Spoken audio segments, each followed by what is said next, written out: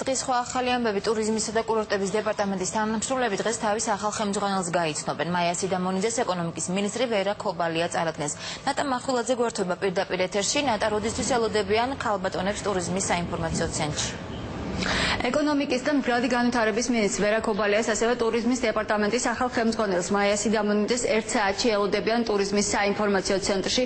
ახალი ხელმძღვანელის წარდგენას დაესწრებიან სხვადასხვა სასტუმროების, ასევე ავიაკომპანიის მენეჯერები, ასევე დაესწრებიან არასამთავრობო და სამთავრობო სექტორის წარმომადგენლები. უკვე მიმდინარეობს მზადება ახალი ხელმძღვანელის დასახვედრად.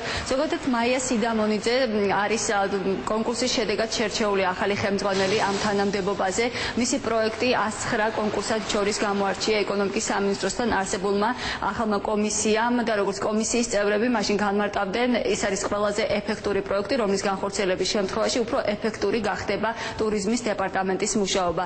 მაია სიდამონიძეს აქვს მიღებული განათლება დიდ ბრიტანეთსა და შვეიცარიაში, ის მშობლიური ენის გარდა კიდევ 5 ენას ფლობს.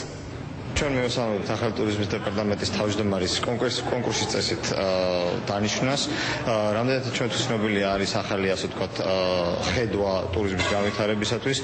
ჩვენ ჯერჯერობით დეტალებში ამ პროგრამას არ ვიცნობთ, მაგრამ უახლოეს დღეებში თვითონ ახალი თავმჯდომარე წარადგენს ამ პროგრამას.